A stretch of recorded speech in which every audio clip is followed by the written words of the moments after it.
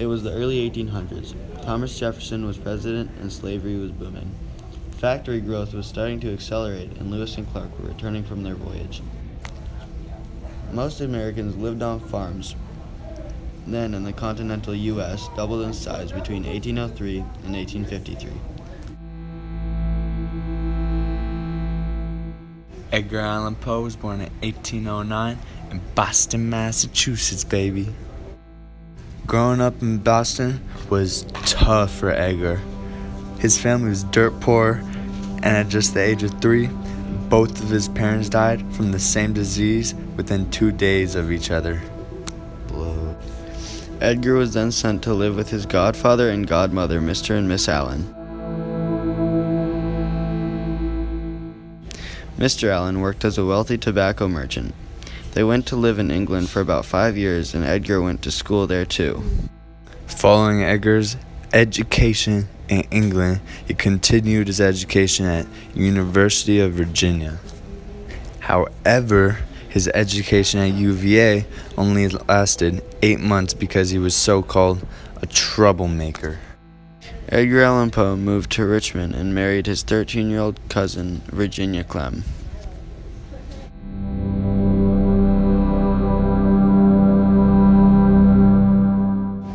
Edgar Allan Poe kicked off his writing career in Richmond, Virginia.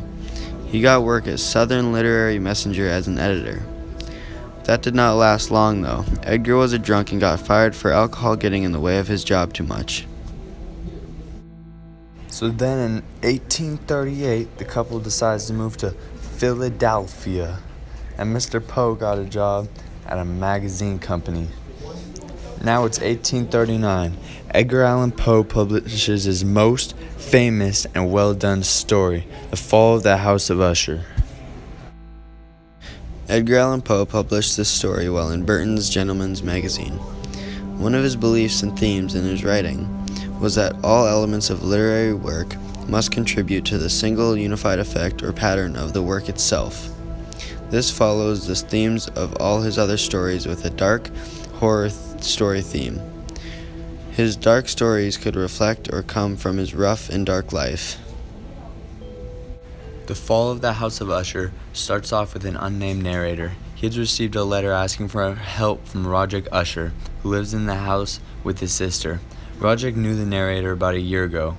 Roderick says he has been very ill mentally. As the narrator approaches the old house, passed down through the Usher family, he has a weird feeling about it. As the butler lets the narrator in, he gets strange, unwanted feelings.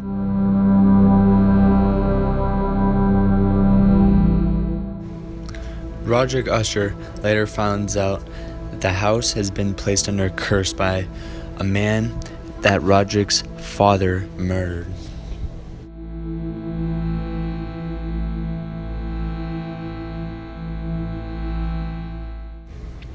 There is a way to reverse the curse, but the task is very difficult. The story is themed as a horror along with almost all of Edgar Allan Poe's stories. E. Arthur Robinson, a heavily awarded scholar, suggests that Edgar Allan Poe uses recurring themes throughout the story.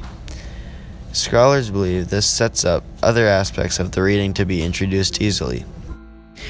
In John H. Timmerman's The House of Mirrors, Edgar Allan Poe's The Fall of the House of Usher, he addresses the fact that Poe's stories are usually narrated in the first person. This could have been a way for Poe to express himself in his literary work. Later, Poe and his wife Virginia had a daughter while living in Baltimore, but Poe's life was still dark.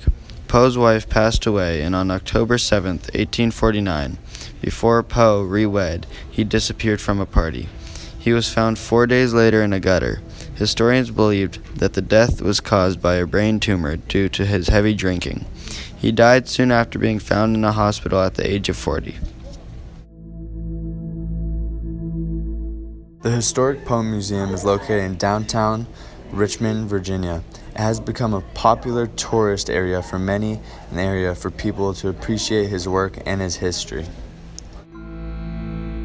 Poe's work is still very well known today, and critics are still trying to find the true meanings of his work and the secrets behind it.